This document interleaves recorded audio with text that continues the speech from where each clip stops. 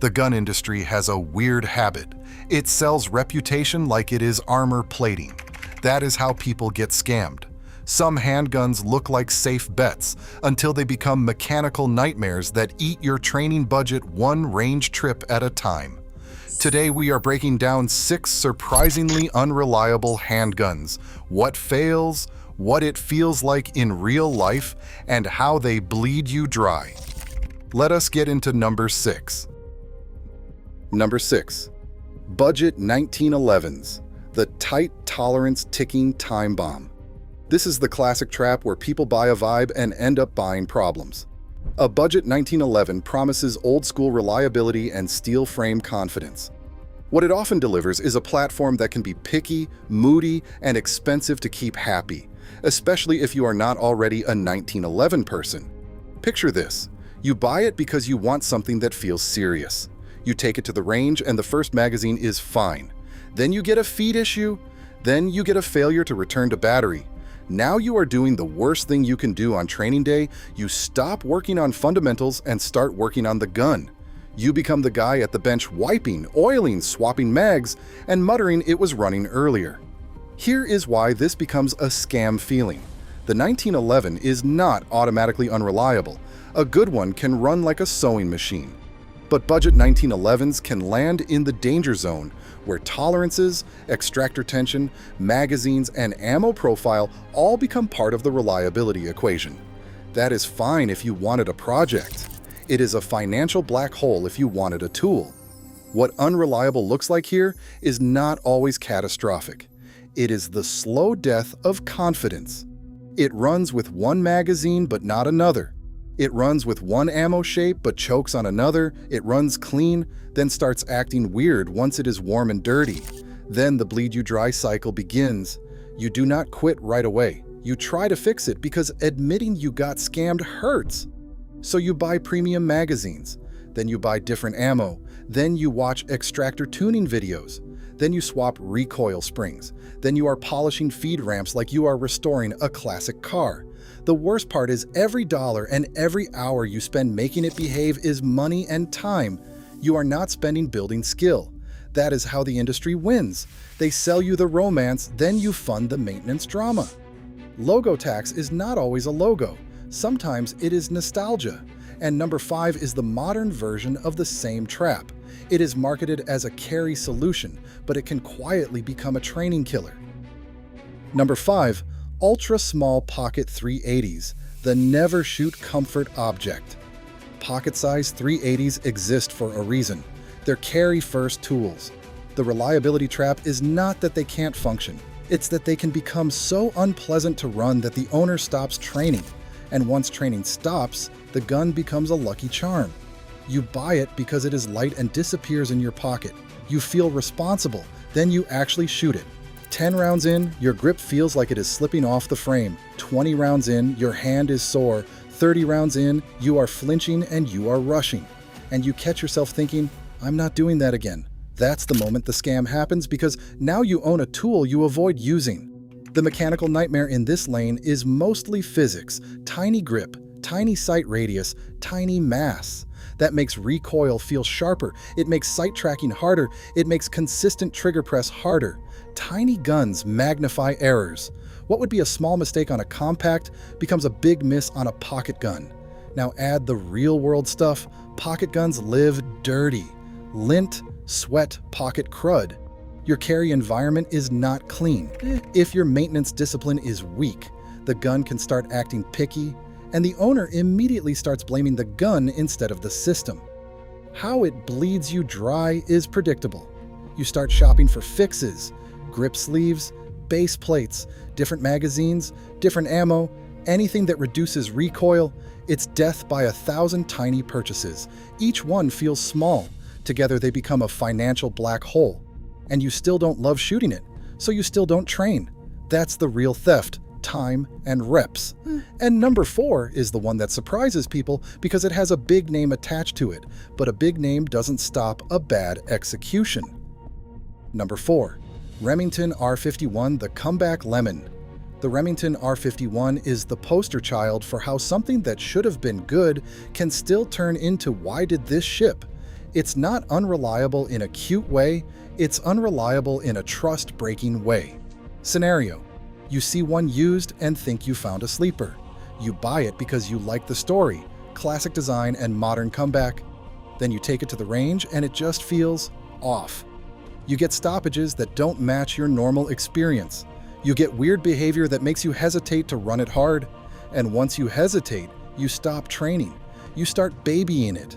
You start testing instead of practicing. That's the scam feeling. You thought you were buying a tool. You bought uncertainty. The R51's reputation comes from the fact that it didn't just have one small issue. It had a system problem. Owners reported inconsistency, odd malfunctions, and a general lack of confidence that you need from a serious tool.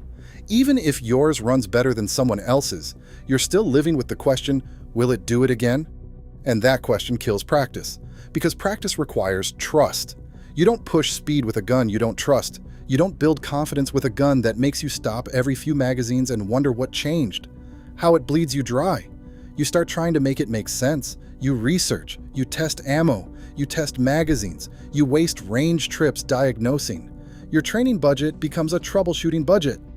And when you finally give up, you take the loss and move on. That's a textbook lemon experience: money spent, time wasted, confidence lost. Now, number 3 is a category trap. It's not just one model.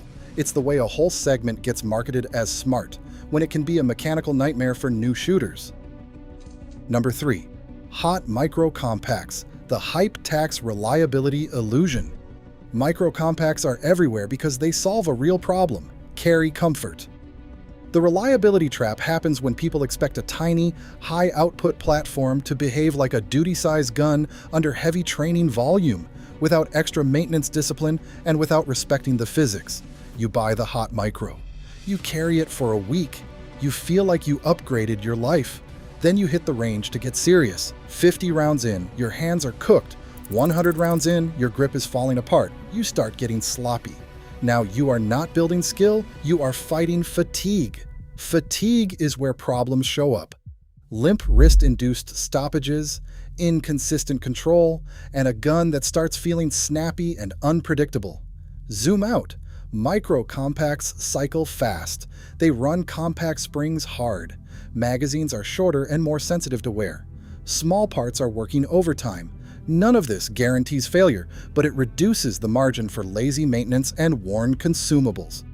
What unreliable looks like here is often the boring stuff that ruins training. A magazine that starts causing feed weirdness after enough use. A recoil assembly that is tired and starts changing the gun's timing. A platform that runs fine for carry, but feels inconsistent during long sessions. And then the bleed you dry behavior starts. People do not accept that this needs more attention. They start buying fixes, new base plates, new triggers, new compensators, new this and new that. They also start testing carry ammo like it is a ritual. That is expensive, and it does not build skill. It builds anxiety. This is the hype tax. You paid premium pricing to carry smaller, then you quietly reduce your training because it is unpleasant. And now you have paid more to become less capable. That is the scam in its purest form. Now, number 2 is the one that is supposed to be a smart buy because it is not trendy, but the lack of ecosystem turns it into a slow bleed. Ruger American Pistol, the ecosystem void. This is where the gun might run fine, but ownership still becomes a financial black hole. Reliability is not just the gun firing. Reliability is the whole ownership experience being low drama. You buy it and you think this is fine, it fits my hand. Then you try to set it up like a real tool. You look for a holster that fits right. You look for magazines at normal prices. You look for simple support items and you realize you are in scavenger hunt mode. You order something and it does not fit right. You return it. You order again. You waste time and shipping. Every little hassle becomes a reason to not train. That is how it bleeds you dry. Not in one catastrophic breakdown, but in friction. Friction kills reps. Annoying guns do not get trained with, and if you do not train, you do not improve. So you eventually move on, trade it, sell it, eat the loss. That is the ecosystem tax. The scam feeling is subtle. You did not do anything wrong. You bought a reasonable handgun. But because the platform is not widely supported the way top mainstream platforms are, your ownership experience becomes a slow grind. The industry does not tell you about friction. They just sell you the sticker price and let you learn the hard way. All right, here is the payoff. Number 1 is the most common reliability scam in the market because it does not look like a scam at all. It looks like being responsible. Number 1, the real trap, buying new to feel safe. This is the biggest scam in the whole market, buying new because you think new equals safe. That's not safety, that's psychology. You walk into the shop, you see the clean box, the fresh sticker, the perfect new vibe. You pay full price because you want peace of mind. Then you get home and reality hits. Magazines cost money, ammo costs money, range time costs money. And now your training budget is cooked. So you train less, you postpone practice, you tell yourself you'll do it later. That's the financial black hole, not because the gun breaks, because your decision robbed your reps. This is where the ticking time bomb happens. It doesn't blow up on day 1. It blows up later when you realize you're undertrained and under-equipped. That's when the bill shows up, not at the register, when you need competence. What the industry loves is churn. Buy new, trade in, repeat. They want you to treat budget like disposable and treat new like the only safe choice. But safe isn't a box. Safe is skill. Safe is consistency. Safe is training volume. So the gear under fire rule stays the same. Buy the tool, not the trophy. Protect the training budget, avoid the logo tax. That's the warning label. Unreliable doesn't always mean broken parts. Sometimes it means broken trust, broken momentum, a slow bleed that kills your reps. Drop a comment. Which handgun surprised you with how unreliable it was, and which boring model has been a tank for you? Gear under fire, out.